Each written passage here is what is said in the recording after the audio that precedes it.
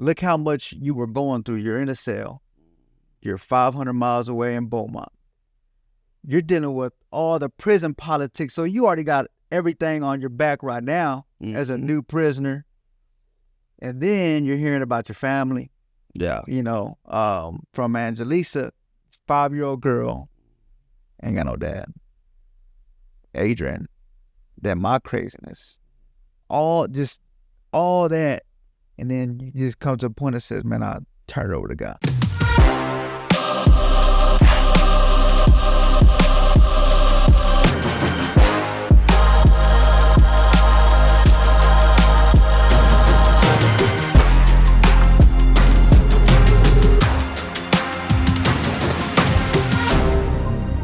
Yeah, so yeah, man, having those jitters, man, it gives us flashbacks, you know, what we used to do in the past. And so that's why I was joking with Dad right now, because I drank that coffee like that, and I got the jitters, and I'm over here checking my pulse. Yeah, that's kind of. I wonder if there's kind of like some kind of like, I was thinking in my head, is that like proven by like a doctor, like if there's something long term wise for people who were addicted. You know what I mean? I mean, I wouldn't even say addicted. I think it's just like a flashback, like, you know. Or some triggers. Yeah, like, just because your heart's racing, you know what I mean? Like, yeah, bad. Yeah. When you used to do that stuff, your heart just boom, boom, boom, boom, boom, boom, boom. Yeah. Well, is it anxiety? That's something. I know. Well, yeah, it's going to be. Now it's anxiety. Now it's anxiety. Back then, it was because of the drugs. You know what I'm saying? And so, that's why I was joking with Dad right now. Like, I'm finna check my pulse. You know, so. Because of this coffee you drink. Because the coffee I drank. Drank too much coffee, I feel jittery. Like earlier when I get up early in the morning, I work out. So I use some pre-workout. At first when I got out, I used to take a little bit, you know, just because of that reason, you know. I don't think that I'm finna have a heart attack or something. I don't know. That's just me. Well, now I take a whole scoop and put it in my mouth and drink water. Let's go. And after that, I drink protein and creatine. So today I took a lot because I was in a hurry and rushing, and when I was getting dressed, I felt the same way, like dum dum dum dum. I was like, oh man, hold on, what's going on? Yeah. Hold off. I ain't gonna make it, guys. Yeah. Hey, for real. But there's just your mind triggers that, you know, in your mind you start to have a anxiety attack behind it because of your past, what you used to do, and it's not. You know, there's so many people who suffer from just without even doing drugs the way that, you know, other people did. They just have anxiety attacks just because. Yeah. And they think they're gonna have a heart attack. Your chest starts to cave in, and I'm talking about you start to get numb, you start to get feeling. Before you know, you start to diagnose your own self. Hey, I'll be spooked because I'm like real careful at taking any kind of medicine. You know, back then I'm taking like, you know, 10 Xanax pills. I'm not doing no tripping. Now it's like, shoot, I look at, okay, somebody finna give me some Tylenol. Let me look at it real quick to see if it's real Tylenol. So I'll be spooked, but it seems like something psychological there. Yeah, it is. You know what I mean? It's something that triggers. But I think that it's kind of, when you go into that, you look at your triggers so that you can understand, okay, why am I feeling the way that I'm feeling? No, I barely realized that like 2 years ago. Like, man, why do I be tripping, man? And so yeah, it's just flashbacks. Is this how we start in episode 3? Well, this is episode 3, Wyze Guyz Podcast. Anxiety attacks. Man, but that's a good one. I was gonna actually ask how everybody was doing, and now we're talking about anxiety attacks. That's how everybody. So basically, we catching anxiety over here. There you go. Yeah. So you didn't bring it back. I'm taking a pulse right now. Yeah, but how we doing? Doing good, man. Just jittery right now. Just good. Yeah, ready to go. Yeah. Well, I recently was speaking with my cousin about 3 months ago, and my cousin asked, Adrian, I got something for you at my house. Something that's been in my garage for like over 15 years. And so I was like, what could this be? And so I go over there and I go to my cousin's house, and he's reaching into his garage and he pulls out this dirty box, and I look into this box, and it was all the old letters of you wrote me. And I started to overlook them. It was back when I was in middle school and high school, and I'm like, man, look at all these letters. And so I was reading them 3 weeks ago, and it was talking about how, you know, you were telling me, Dad, hey, me, when I get out, I can't wait to watch the Cowboy games with you. I can't wait to go to the Cowboy games with you. And it was like, man, I was so thankful because now we do that. Now we watch the Cowboy games. Yeah, I just recently went to the Cowboy game. So tell me, we're big Cowboy fans, by the way. Yeah. Some of you that experience now that, you know, he's out, y'all go to a Cowboy game. Tell me about that. How'd that go? Nah, I think it was dope, man. I think I posted a picture and I had put the caption was, you know, we were in visitation rooms looking at the games. Now we at the game, you know, and it just sounds so like simple, like being at a game or something. But for us, it's like a big deal, you know, because we used to always, you know, couldn't wait for him to get home and, you know, watch a game, you know what I mean, together.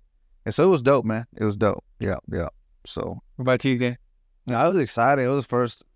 I haven't been to the new stadium not until the other day, and it was really good. You know, I look at all the dreams, and you know, when you sit in that bunk, you looking up in the ceiling. You know, you daydream a lot. You think of a lot of things. I wish I could do this, and I wish I could do that, and I'm praying. It's like, man, I can't wait to see that day, and so forth. And now, you know, when we all get together, we barbecue, and we all just enjoying each other's company and laughter, and it's like, man, that's priceless. yeah, To me, that's like, man, God allowed my dreams to come true, even when it looked so far away at one time. And now God has just created something beautiful behind it. So, man, I'm appreciated. I'm very appreciated, you know, because y'all didn't have to give me a second chance yeah, for God to fulfill these dreams, but yet y'all allowed me to, yeah, for me to come back into y'all lives. yeah, And how God is restoring this in our families is like, man, I look back and I just look at it as an awe. It's like, man, thank you, Lord. yeah, Thank you, Lord. It's priceless. yeah. So going back to episode 2, that's good. Going back to episode 2, we were talking about how you felt in your release, and you've been out for 3 years. Mm-hmm. But we were going more into, okay, well, how do we feel as sons coming, with you coming out? How do we feel? And so, Adler, how you feel? Mm-hmm. Dad's been out three years now. Yeah. How does this transition? How is this affecting you? What? Tell me what you feel. Man, when he came out, it was it was hard to believe, you know, because like he was talking about, like he was denied so many times, you know, years before he got out. It was like denial, you know, Obama finna release him, you know, his paperwork's in DC. We got one of the, you know, biggest lawyers in the nation on our side, and that got shot down. So him coming out those doors, it was like, I don't know, it was just unbelievable. You know what I mean? And I think it got real when we got to that part, because we had left the prison, and then I don't know why we went to the park. I don't know why we didn't go to a restaurant or something. Because my mom made all kinds of food. She made all my dishes that I like. Yeah. And so we went to the plus, I was fasting for about 2 days probably. Yeah. I could eat. Yeah. I couldn't even eat nothing that day. Yeah. And so yeah, man, it was unbelievable at that time when the first day he got out. But I think the transition was, man, be honest with you, I think for me, I took it in like I was happy, man, because I know for you and sis, it was, I didn't remember that a lot, you know, before he got locked up. I was 13 when you left, so I remembered a lot.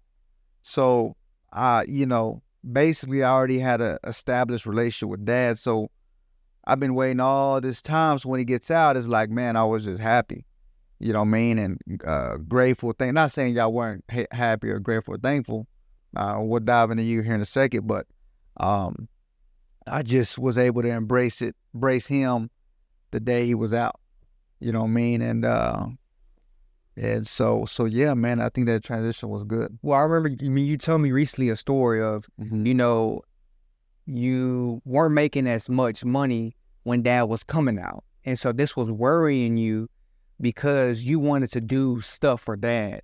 And so like there was this worry in you that like you needed to, because all our lives, well, when you start to sober up, you wanted to be there for dad. And sometimes that didn't really make sense to me because you're like, bro, we got to put money on his books. We got to, you got to pay the phone bill. And I'm like, hey, hold up. You know what I'm saying? Like, I'm still trying to survive myself. I got to take care of me. You know, but you were passionate. You're like, hey, let's gather the family and I was like, okay, that's cool. I can do little. Yeah. But here you were when he was getting out and you were still trying to give him something. Yeah. So like, take us into that too. So that's a whole different subject because we got to go back to why I was broke, man. 2019, I had left my job trying to pursue this motivational speaking career stuff, and contracts fell through because of COVID, and so I was jobless, and that's why I was stressing, like, man, dad's finna come home, ain't nothing, popping, ain't nothing moving for me. And so that's when the business started, and that's when it took off. And so that's that on that situation. But yeah, I was stressing, because during these years when from 2005 to 2012, when I was out there in the streets or whatever, I loved Dad. I really didn't care though at the same time because I was dealing with my issues. So he wasn't even on my mind. He'd call, and there was a lot of times where he'd call and trying to tell me something good, but it was like, man, I'm out here. You know what I mean? And so when I sobered up, changed my life, 2012, in the summer of 2012, when I gave up that lifestyle, man, I had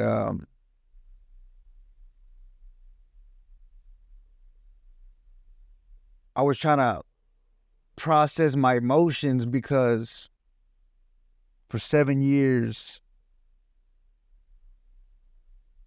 I had stuffed my emotions with drugs.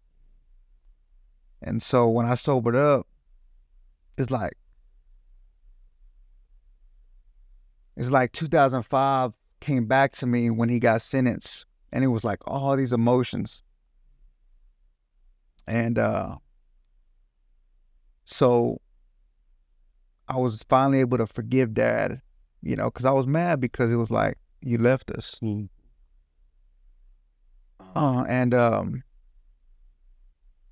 and all the stuff we had to go through, with Mom, and seeing all the poverty stuff we went through. And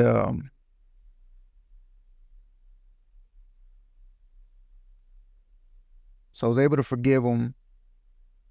And after that, it was like a relationship began. And how old were you then?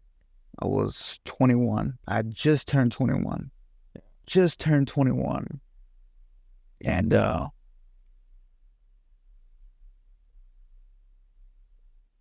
And that's when the relationship began. And then that's when I started getting into start sending the money. Start sending the money, building a relationship, starting to go see him. Because the year before, that's when the year before I had moved back into Mom's house after all these years. I moved with y'all for like 6 months because I had all these charges pending, trying to do my stuff, whatever. Yeah. And but I was still getting on it, getting coked up till 6 a.m. And I remember Mom, she'd be like, man, you need to go wake up to go see your dad. And I'm barely going to sleep at 6 a.m. I'm like, man, I ain't got time for that. Yeah. And then that next year, that's when I changed. God changed my life. And so I started getting on the role of being there for Dad. You know what I'm saying? So, and that's beautiful, man. That really is, because it was this life change that happened, and it was a moving in faith kind of deal. Yeah. And people think about moving in faith, that big word faith. You got to okay, I need to go and travel the world, or I need to. No, moving in faith is I'm gonna go build a relationship with my dad. Yeah. I'm gonna go build a relationship with my mom. I'm gonna forgive this person. You know what I mean? That's moving in faith. Yeah. And that took a lot. And so, but yeah, I wanted to go back to your childhood though, because at one point you said you didn't have that relationship with dad, and I remember you being so. When I would talk to family members recently, they remember you, Angelo, as being this crazy person, as being this person that was like violent. And but when I read these books on childhood, and I really read these books on like the behaviors of individuals, a kid is always, it's not they're communicating something with their behavior. Yeah. A kid is saying, "Do you love me?" Yeah. But they don't know how to communicate that. They don't know how to say that, but they're going to show you with their behavior. Yeah. As a teacher, I noticed that kids are not acting out just for no reason. Yeah. Kids are really wanting to communicate something. And so back in that time, as though you're communicating so much. Yeah. You may not saying, "Do you love me?" Yeah. but you're communicating, and you were saying, you were always listening to Zero. Yeah. But Zero, and you always talk about how Zero was relating to your life. Yeah. And you know, if people don't know, Zero's a rapper from Houston. Yeah. And a lot of people know who Zero is. And so when Dad left, you know, that's when the streets came. We went from Hewitt, the suburb, to the inner city Waco. And, you know, I started dabbling in the streets.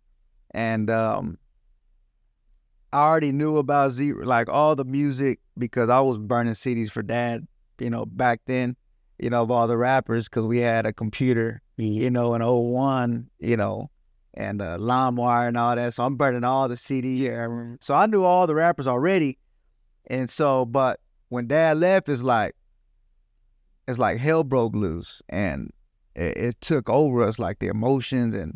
And so I went into this like deep, dark depression, but hatred. It was a lot of stuff.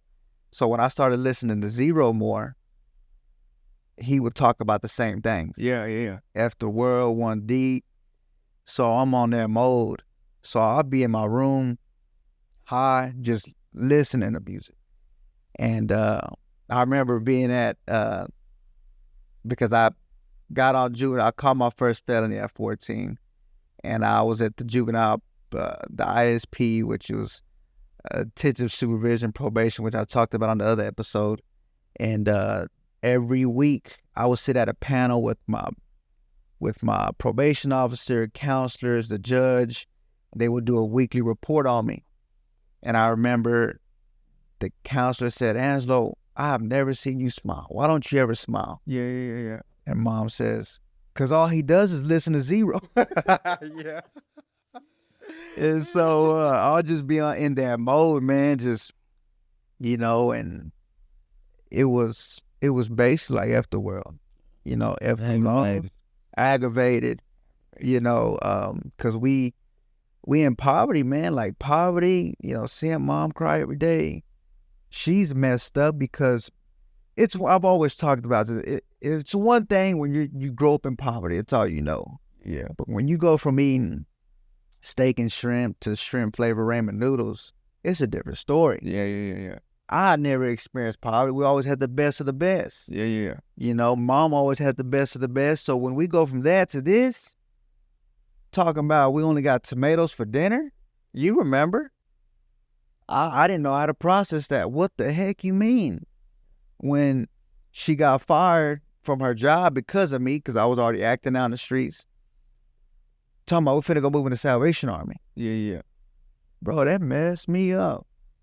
And so I remember you telling me the story. This may be getting off subject, but you telling me the story of, you know, you were eating chicken noodle soups one day, and then a family member comes in and brings a good meal, and you see that. And so that's the point of you stepping into the dope game or stepping. Yeah. I remember that day. It was Bush's Chicken. Bush's Chicken. That was a tipping point. That was a tipping point.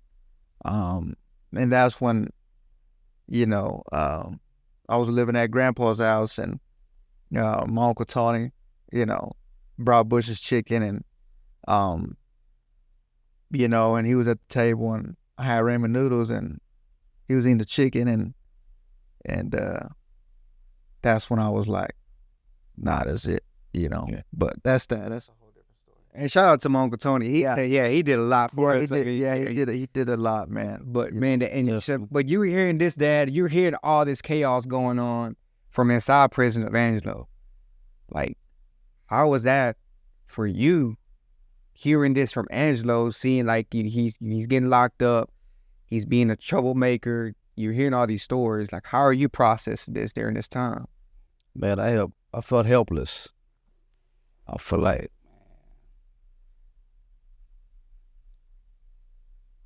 it was hard. It was really hard. It was really hard for me. Knowing, you know, at the end when everything was said and done, everything was gone.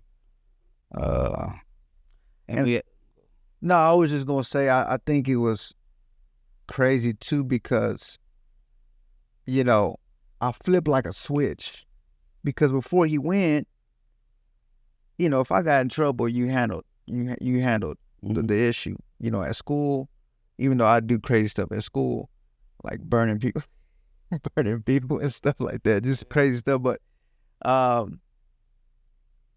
wasn't, you know, in the streets and none of that before he left. You know, I mean, when you look at it, yeah, his lifestyle, I still want to be like him, right? And I knew who he was, this big drug dealer. I was, you know, like looking at that as a kid, but going back to that, like you're talking about the burning of the incidents at school. You're still communicating something. Yeah, because I just brought up the other day on that text message when you posted that picture in front of the elementary school. Yeah. And I said, man, I remember in 4th grade, a little kid, you know, got me mad. I was in 4th grade. I said, man, my daddy would shoot you. Yeah. And I got suspended in 4th grade. Mm-hmm. You know, so stuff like that, I was already communicating the lifestyle I was a part of. Yeah. But in a respectful way. Because yeah. And so because I was still on y'all. Yeah. So he was still on us, you know what I'm saying? And so when he leaves the prison, I switch. Now there's no it's free range. It's free range. And now I got all these emotions. That's why it got crazy. In my teenage years, it got real, real crazy. And I just was in full force in the streets 100%. So that's, like I said, that's a different story. Yeah. But yeah, going back to. Yeah, it was heartbreaking. We're struggling. I'm going to get on the phone and hearing all the stories and shoot, it was like, man, what the heck, man? I remember for almost 3-4 years, I was trying to do the best I can to call y'all and tell y'all how to live life and do things differently. I remember telling you, hey, I need to do this, I need to do that. Y'all weren't listening to me, no matter what. Yeah. I remember one time I was telling me, don't preach to me now. You should have preached to me when you were out here in the streets. Yeah. Don't preach to me now while you're in there. And he already, I could all me. Yeah, I could already hear that aggravation already in, you know, and I'm like, I was nobody. There was no more respect for me. There was nothing. You know, it was gone. You know what I mean? So I think after the 4th year, it's like I quit trying to help y'all as far as telling y'all what to do while I was in there. And I finally turned y'all over to God. I said, look, I can't do this no more. And that's big. Because I could pray for the well-being of y'all. I could pray for my family. I could pray for myself. But yet I will never allow God to do it because I'm constantly getting on the phone trying to tell y'all what to do when I just says I should pray and let God take care of it. Yeah. And when I actually did that, for the 4th year, I said, God, I just turn them over to you. I can't stress over them no more because I can't do nothing about it. Because for 4 years, I stressed hard. And I think that's a big thing, what you just said, where it sounds so easy right now. I just turned the situation over to God. But I know that had to be real, real hard for you. And I think people can apply that today, man. It's like, look how much you were going through. You're in a cell. You're 500 miles away in Beaumont. You're dealing with all the prison politics. So you already got everything on your back right now as a new prisoner. And then you're hearing about your family. Yeah. You know, from Angelisa, 5-year-old girl, ain't got no dad. Adrian, then my craziness. All that. And then you just come to a point that says, man, turn it over to God. Yeah. It was a turning point for me. Cause I remember praying one of my brothers, good friend of mine out of Marlin, Ralph Buell. Shout out to Ralph Buell, man. I mean, he was my age dude, man. He was with me. We were like this together inside the prison, in Beaumont. You know, going through all the, like you said, all the politics, you know, going behind, you know, we being church leaders in a place where church leaders are looked at or frowned on or whatever and so forth because you stand up to what everybody else thinks is wrong. You know, going through all that, hoping not every day when you wake up, you don't step into a landmine. When I say a landmine is, you know, challenging yourself into going to chow hall or going through some things, especially if you're riding by yourself. So all of these things are in your mind and you seeing people getting stabbed and all kinds of stuff. And you got to watch your surroundings. And then I still got to think about my family. You know what I mean? And it's like, I'm dealing with my emotions, my feelings, you know what I mean? Yeah. But also standing on God's promises. Yeah. I said, all right, Lord, you know what? I can't do this no more, Lord. I give it to you. I can't do this. I can't handle this. Yeah. I can't fix my children from in here. Yeah. I can't do it. I gotta allow you to do that for me. And after that, step little by little, things started to change. But it was hard at the beginning. Yeah. Heck yeah, it was very hard. It was hurtful. Well, as I was thinking about this, I went to college, graduated with my bachelor's degree, and I advise any kind of minister out there or anybody who's wanting to go into the social work to go into psychology. It's really good, and that helped me to study my triggers, to why I think the way I think, why am I behaving the way that I was behaving, why did he do that, why did my dad do that, why did my sister do that, why did my mom do that? Because when you go back and you start to, because we talk about that, we all have crutches in our lives, why we do what we do. Like, I'm gonna pick up this joint, but why am I doing that? Why am I drinking? Or why am I feeling this way on the weekends? We all have this crutch in our lives. But if we don't go back and realize why we feeling the way we feeling, we gonna continue to keep doing in these destructive habits. And it doesn't always have to be drugs. It can be, spending money. Or why am I feeling dominant? Like, why do I always got to feel like I'm in control? Yeah. Or, you know, there may be some insecurities there back from our childhood. Yeah.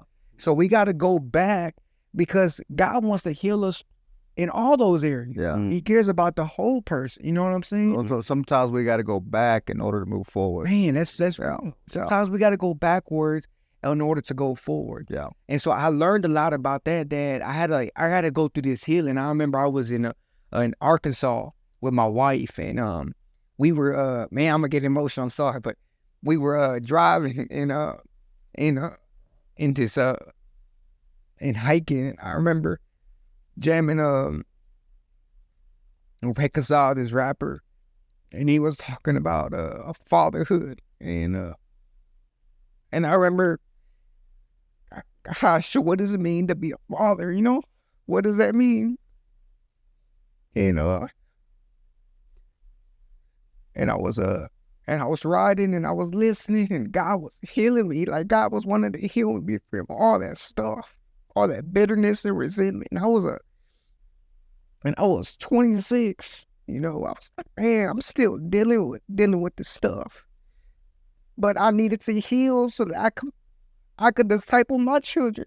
Like, I wanna raise my children. But I had to go backwards. Yeah. And but that's not easy. Yeah. You gotta move in faith. Not a lot of people want to do that. Yeah. Not a lot of people want to go backwards. Yeah. But that's gonna be hard.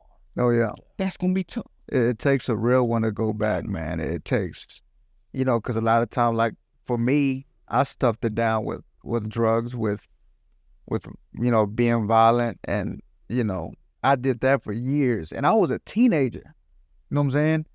And so when I turned 21, bro, that month that I got sober, bro, I cried for a month straight.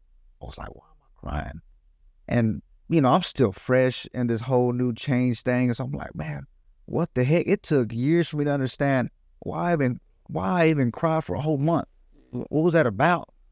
And so as I started learning about, being emotionally healthy and all that, it's like, because I was starting to deal with my past, you know what I'm saying, and process it and talk to my mentors about it. And so yeah, man, it's important. It takes a real one. You know what I mean? Even shed some tears right now. That takes a real one. You know what I mean? It takes being real and wanting to move forward and wanting to get better. You know what I mean? And so yeah, props to you on that. Yeah, definitely. Allowing God to heal.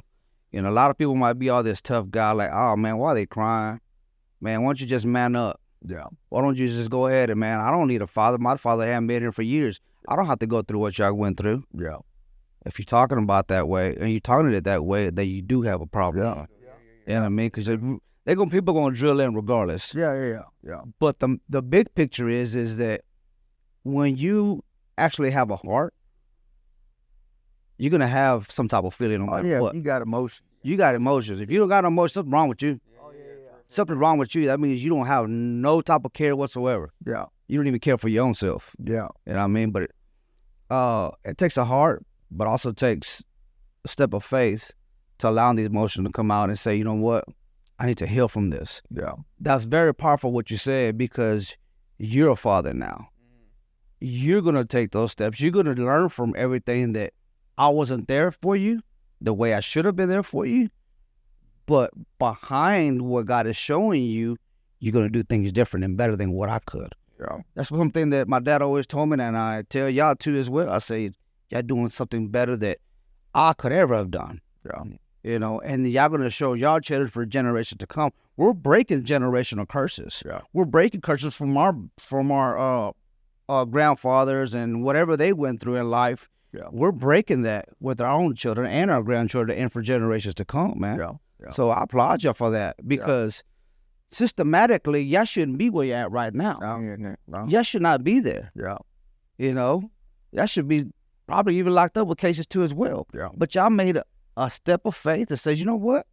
I'm going to be different. Man, I applaud you, because you didn't follow my steps. You didn't follow your brother's steps. You didn't follow your uncle's steps. And everybody else, they all got locked up. You said you wanted something different. Yeah. It takes even through the situation that you went through, in poverty. Y'all didn't have no food, and y'all didn't have, a place to stay. And you went through all that and strived to get your education, get out that situation. Yeah. I used to pressure that boy. Yeah. I used to pressure that boy. That's what he would do, man. I'd be like, I was like, man, I don't want to get in that, man. then I'd be like, bro, why you depressed? Bro, just smell that. It was a jar of some droves from. No, let me tell you real quick. There was one time when me and my homies were outside. It was a Friday night, and these dudes pulled up, like 4 dudes about his age. I was about 12 or 13. He was about like 17. And these dudes pulled up, and this guy comes up to me and he says, "Hey, you Angelo's brother?" And I said, "Yeah, I'm his brother." He's like, "Where he's at?" I don't know where he's at. He's like, you got a problem?" I was like, "I ain't got no problem. That's between you and my brother. Y'all got beef. I ain't got no beef. I'm just here chilling with my homies." My homies still make fun of me to this day because of that. They said that he punked me out. I was like, man, but that's his beef. I ain't got nothing to do with that. Yeah. But yeah, he would always try to pressure me. But I still, you did, and I'm gonna bring this right here, Aslo. I still got my brother's letters back when he was in Vernon. Vernon. I still got his letters, but even in this, my brother still cared for me, even though he was still in his ways. Like, he still sent me a picture. That was crazy, bro. I was 15. That was in 07. 08 is right here, the date. Yeah. Man, that's crazy. Man, look, It's crazy. But even though he was at that in that stage, he still cared for me. I know he still cared for me. Like, he would always want to fight for me. And whenever I would get into altercations with somebody, it wasn't a bad altercation, but he was like, "Bro, why did you tell me? I would have went up there." And I was like, "Bro, you don't need to do that. You know what I mean? You don't need to go into that kind of extreme." It just came up to me. I remember my counselor came up to me and said, "Hey, you need to sign some papers so you and your son can respond to each other." So, because I had to sign certain papers so you can write me letters. why is that? because you just couldn't write to another institution letters. Oh. Yeah, so because when you were locked up, when you were a juvenile, you just couldn't write me like that. I had to sign some papers. Yeah. And get permission and all that so you can, because you were in an institution. That's crazy. Jail, juvenile, whatever it is. Yeah. It's like, I remember waking up, it's like, and I had to sign some papers like, who does that? Yeah. How are we in this situation? Now I'm writing my son Yeah. in juvenile. Yeah. What the heck? Yeah, that's crazy. Well, it's, when we talk about all these stories and we're going back and we're trying to get healed, when people are out there, they may be seeing, okay, these three are here together miraculously. No, it took hard work. It took number one, it took God. Yeah. And number two, to put in the work. Yeah. Because yes, number one, God can do miracles, but if you're not willing to take that step yourself, ain't nothing finna happen, right? If Moses would have folded up, God was there with Moses, but if Moses wouldn't have took off and went through that Red Sea, that miracle would never happen, right? So it's like God, number one, and number two, it takes us moving forward, taking those steps, taking those action steps, and very important. You know what I mean? Put in that work. Gotta put in that work. You're going to have to go through some fire. Yeah. It's not going to be easy. Yeah. If it was easy, everybody be doing it. Yeah. But you have to go so you can see we talked about the fruit last time. Yeah. So if you're gonna have to put some work in so you can see fruit in the future. Yeah. But if you don't put no work into it, you ain't gonna see nothing. Nah. That's not the way God works. Man, you gotta take a step of faith into it too as well. Yeah. Don't just sit there and wait and just sit there and, well, Lord, I'm here. Yeah. What's gonna happen? No. Yeah. Man, it's gonna take some hard work, sweat, prayer, and everything that's behind it. But in due season, Not give up. you should reap a harvest. Yeah. In due season. Well, I got some application right here. I know that you don't have to be a father that goes to prison to realize this. Like you can go have a successful job, be successful in ministry, but you still have to figure out how to love your child, because you may be dealing with stuff, even though you're doing a lot of good things, you may be still dealing with stuff as well yourself. Yeah. You probably don't know how to parent, you know what I mean? And we all get better at parenting. Yeah. So there's this successful book I read that's really helped me as a father. You can read it in prison too, but it's How to Really Love Your Child, and this is a counselor, Christian counselor by the name of Dr. Campbell. And so it's How to Really Love Your Child. I really suggest it to anybody. That's dope. That's what's up, man. So yeah, I'll go ahead. I have friends in prison. This is how bad. I have friends in prison that they haven't seen their kids in 15 years. Yeah. Kids don't want nothing to do with them. And the dad is bitter behind it. Man, forget my kids, man. I gave them everything they can want. I did this before them. Man, some people just don't understand that you did it for the wrong reasons. Yeah. And there's not a right reason to begin with, but those children are hurting because you gave them everything, but yet they would wish to turn it and give it all back so you could be out here and free. Yeah. So, man, it's for both the end part of the children and the parents themselves, man. It goes a long ways when you know how to parent your kids and have a relationship with them. Yeah. It goes deep, man. It goes really deep, and sometimes the only thing we know is how our parents did to us. Yeah. Yeah. And we take those bad habits or bad mañas. They think that it's the right thing when in reality it's the wrong thing to do it. AKA learned behavior. Yeah. So yeah, that's the transition, and I think we still need to, go over a little bit of that, and then go over some with you. But I think we're gonna end it right here. Yeah, we're gonna end it and let the people look at, part 4. Yes, sir. And then next time we should have some calls. Yeah. Yeah, get some calls in. Yeah.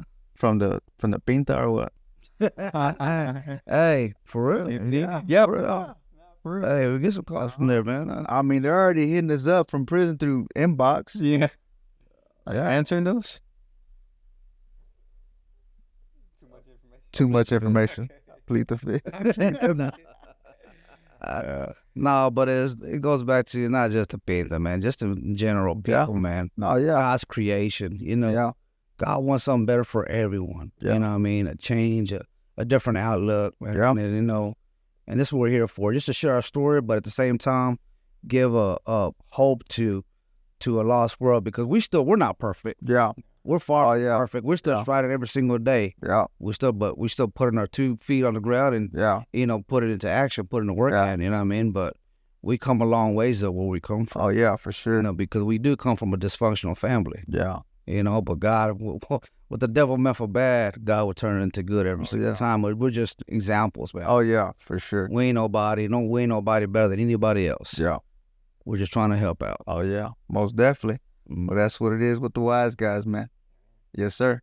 Let's go.